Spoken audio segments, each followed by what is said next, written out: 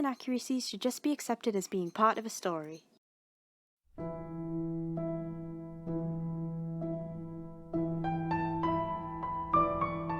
Beyond all hatred lies forgiveness. Though apologies are difficult, they are forgiven, just like Fleur and Aaron forgave Magenta. Although there was still the occasional lectures on princess etiquette and occasional fights with Aaron, they really were like a second set of parents to her.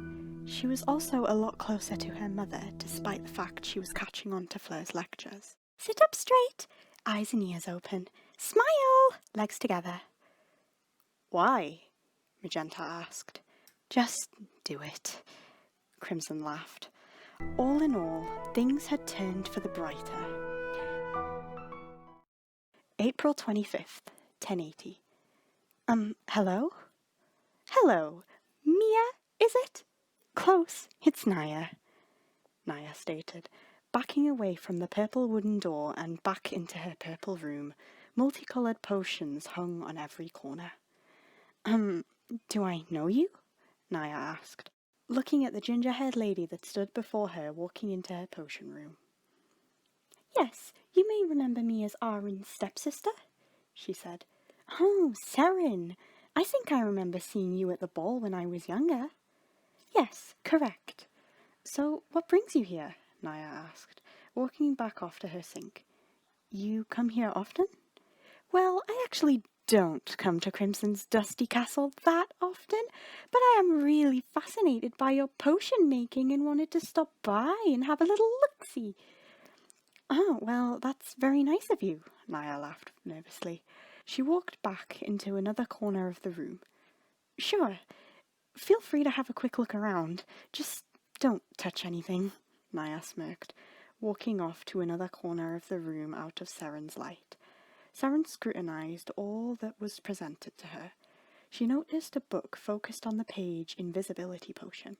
She picked up the book and flipped a few pages until she had found what she sought. Naya was gone for a couple of minutes. Seren opened a drawer from under the table the book was placed upon, looking to the page and back to the drawer, picking up certain items. Just then, Naya walked back in. She paused at Seren, who sat at her desk wide-eyed.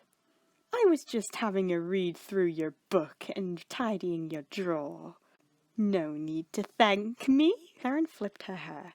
Naya looked to the book. Love potion? I've never actually made one of those. Naya laughed. Well, I just remembered I have something else to do.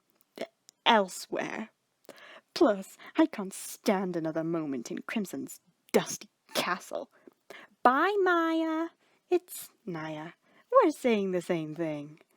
With that, she left. Naya looked back and thought nothing of it, continuing her brewing, all as nothing changed at all. April 26th, 1080. Night crashed in. It wasn't long until Crimson could finally open her eyes to her surroundings. She looked around for any sign of familiarity, but no such familiarity existed. What was oceanic plains lay below her feet. Mist parallel to all corners hovered above, clouding every direction. She made a valiant attempt to illuminate her staff to provide some light in this dark square, but no such staff existed. She held out her finger to the stratosphere. What contrived fog could be so tangible? The clouds shifted and accelerated until suddenly they froze. A long ringing commenced, then left as faded as it came. With the absence of the mist, Crimson could see the gloomy contexture of this outlying place. Where am I? She asked. In air she stood, which felt like water, reflections all around. She looked up upon the unveiling mirror presented to her. The lost swing looked back. Wake up, Crimson. Crimson awoke. She gasped for the gift of oxygen as she began to hyperventilate.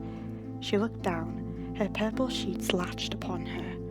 Looking around, her bedroom remained immaculate. Nothing but an untouched pillow beside her. Upon those moments, she failed to rest and remained sleepless until the waking hour. Upon the waking hour, the sun's daffodil-kissed rays illuminated the castle.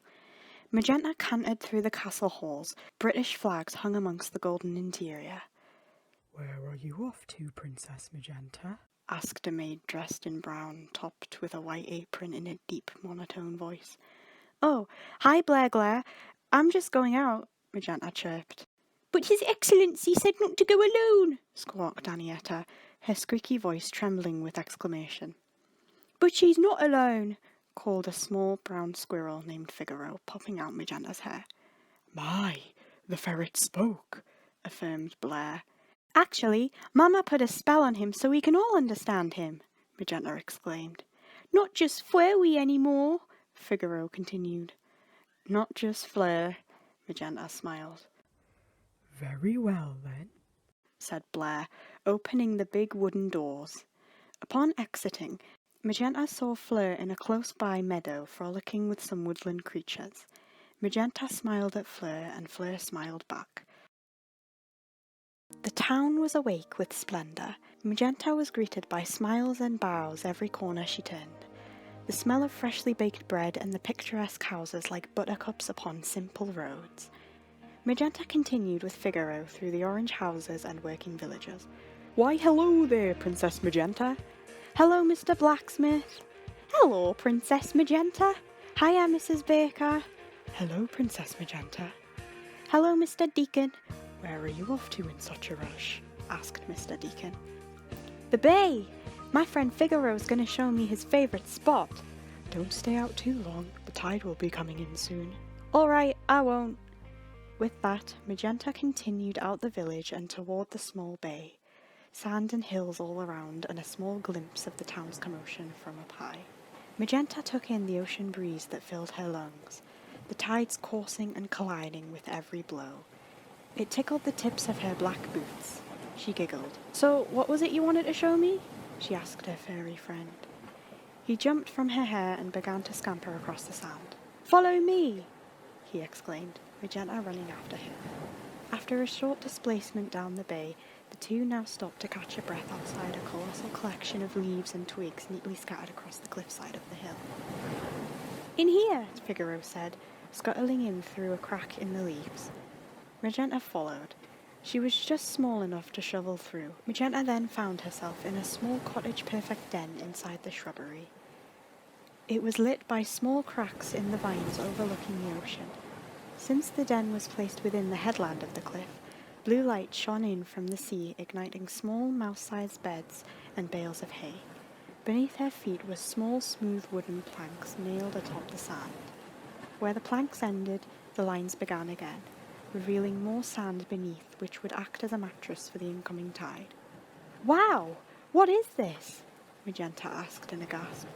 It's a secret den! My great-great-grandfather built it with his animal friends a really, really long time ago.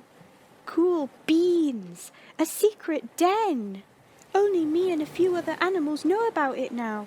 Flurry's the only person who knows about it, but now I want to share it with you.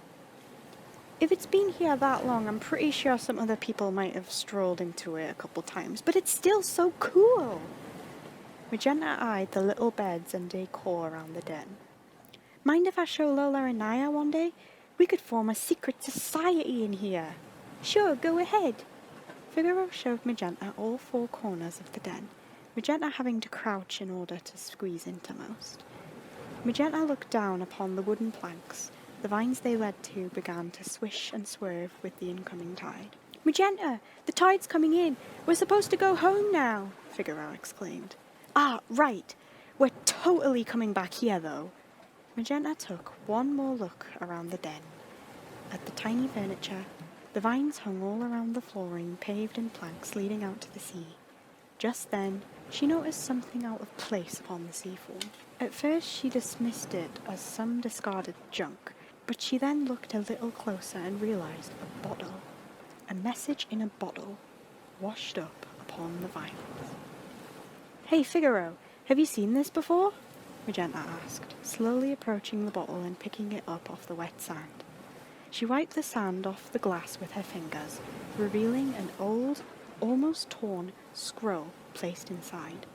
The scroll was almost damp by the cracks in the glass and remained a faded shade of army green despite being cloudish white. No, what is it? Figaro asked, hopping up to Magenta. It looks like a message in a bottle. My dad told me he used to see these all the time when he was a sailor. People send them out to sea to call for help or send a message, although this one looks quite old. We can look at it at home. The tide's coming in. We gotta go. Oh yeah. Confusion was brought upon the castle with the presence of the message in a bottle. Lola, Naya and Magenta looked upon it with uncertainty. What do you think it is? Lola asked. I don't know. Me and Figaro found it at the bay, and I think it's a message in a bottle, Magenta said, unscrewing the cork and pouring the scroll out of the bottle and into the circle where they sat. They squinted at what was written, trying to decipher the smudged scribbles. What does it say? Asked Figaro, coming out from Magenta's hair. I don't know. It's dated for 1080. That's a shock, 'cause I'm sure it's an old scroll. The scroll was passed around the circle the three were sat in on the floor, with each pass a new confused expression. Maybe it's dated in regards to 1080? It could have been written ages ago, Naya affirmed, passing the message to Lola. Things have something for the something, Lola stuttered as she passed the scroll back to Magenta. Things have turned? Hold on, I think I've got it, Naya stated, Magenta passing the scroll forth. Things have turned for the darker? Lola added, looking over Naya's shoulder. Things have turned for the darker. 1080? As in, this year something really bad's gonna happen? Magenta panicked. Figaro ducked back into Magenta's hair. Magenta and Lola turned to Naya as quick as a cat. Guys, it's probably just a hoax or some sort of coincidence. I don't actually believe it's a warning or anything. Dunno. Last time we found a prophesizing scroll, it was telling the truth, Lola confirmed. So, what do you think this one's trying to tell us? Magenta inquired. Again, Lola turned to Naya. We should probably ask someone else, as we aren't getting far on our own. Ooh, Fwowie would know, Figaro exclaimed, jumping out from Magenta's hair. I seriously don't think Fleur would know, Magenta added.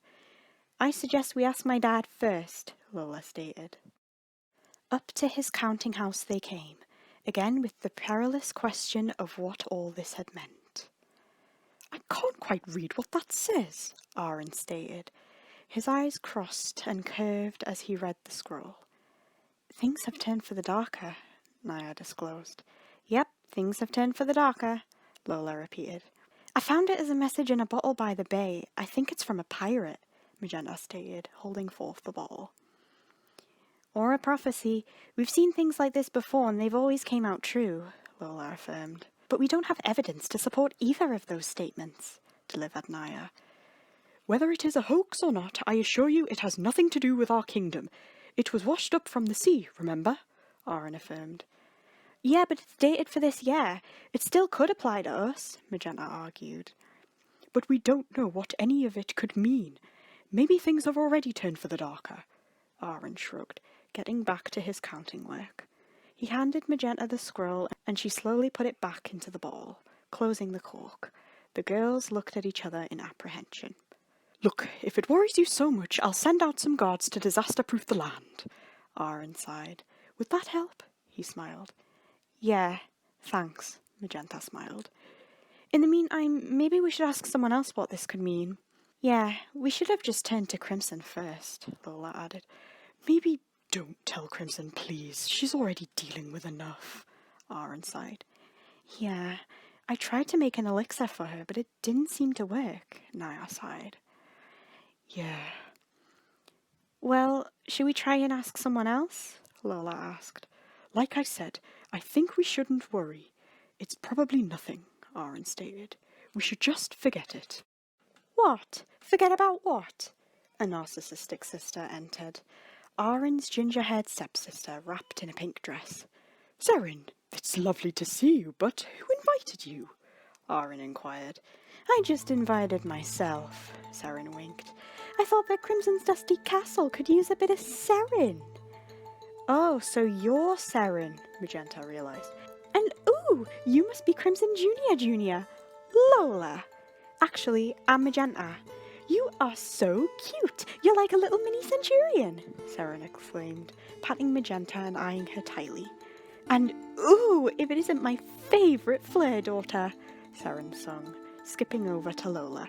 Actually, I'm her only daughter, Lola smiled nervously. That's why you're my favourite. And you're my favourite step-aunt. Saren then jumped over to Naya. And of course, Crimson Jr. Nyla! It's Naya. I told you this yesterday.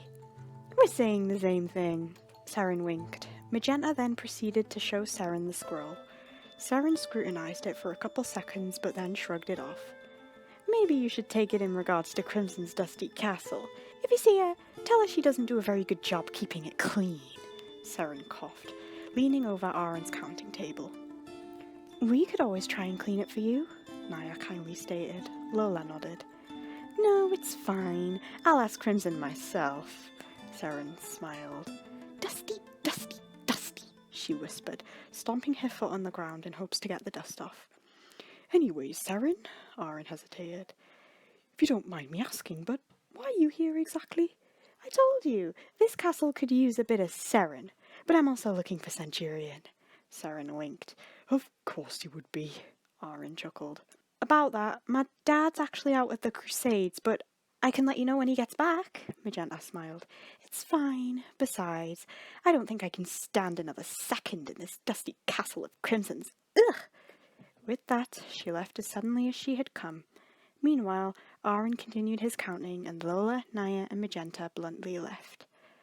There was not another word in regards to the message in a ball. All was accepted as being a hoax and decided to take no action until an actual evident threat came along. Besides, understanding should always come prior to believing.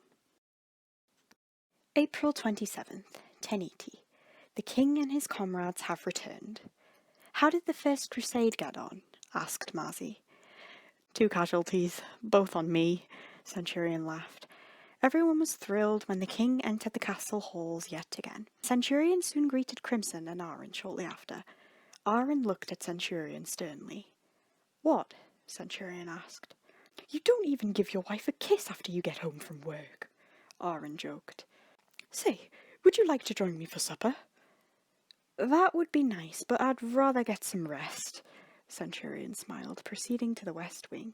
In his course, he was stopped by Magenta, Lola, and Naya. Hey, Dad? Magenta asked. Ah, hi again, Centurion replied. Yesterday I found this at the bay, and I was wondering if you knew what it meant, Magenta stated, slowly passing Centurion the bottle. 1080. Things have turned for the darker, he read. Could be a note from a sailor or a pirate. Maybe it's from another land seeking foreign aid. We think it's a warning for a threat. Aaron put some extra guards around the city, Magenta stated. Could be, though it's unlikely. You should probably take that to a witch or something. Yeah, that might be a good idea, replied Lola. As a witch myself, I still say that this is nothing to worry about without concrete evidence, Naya added. True. I'ma head out. See ya, Magenta farewelled as Centurion headed forth toward the west wing. Magenta looked at the scroll deeply. Was it really that much of a deal? That night, all was stillest in the west wing. The king and queen's chamber lit by the stars whilst the moon looked down in fatigue. Suddenly, Crimson awoke. She gasped for air like she'd been under the sea. The shock, too, awoke Centurion. Crimson, are you okay? He asked in a whisper. Centurion, I saw a vision of the lost wing. Isn't she the evil side of your magic? Didn't Aaron try to kill her all those years ago? Some nights I see constant visions of her. What if it's a sign? Crimson was almost weeping. Centurion thought back to the message in a ball. No, it can't be. What if it's just a form of minor shell shock? Happens to some of the soldiers all the time after some close-to-death experiences. Come here. He then wrapped his arms around her. Gradually, her breathing eased and she fell into peaceful rest. I will protect you from her. April 28th, 1080. Attention, everyone! There's something I'd like to announce, Aaron began.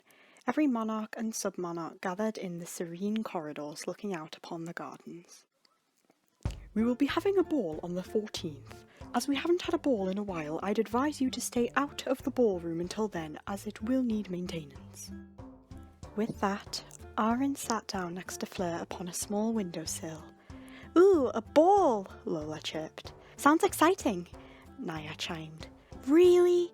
Out of nowhere?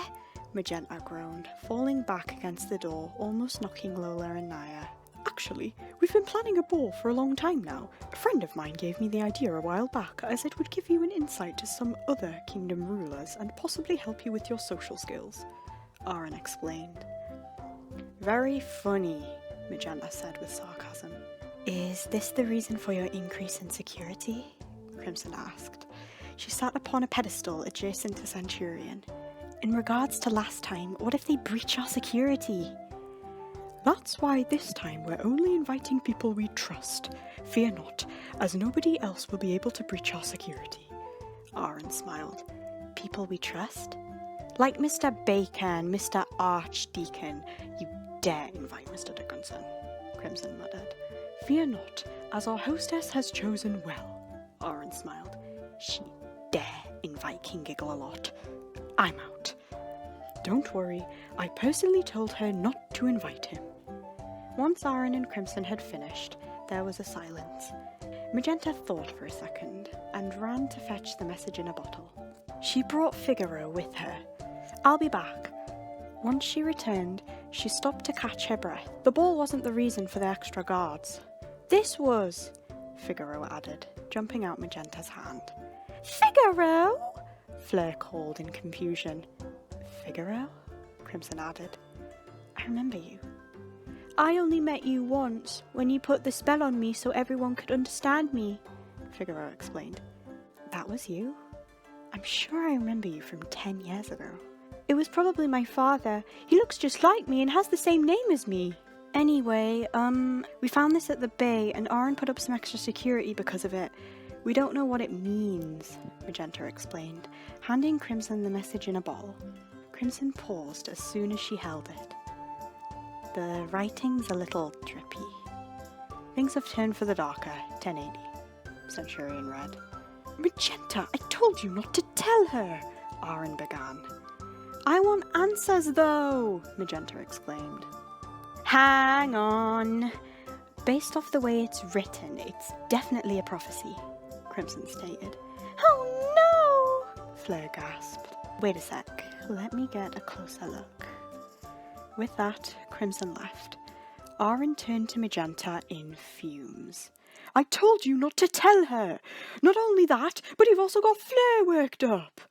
Aaron turned to Fleur, who was looking to Aaron in fear.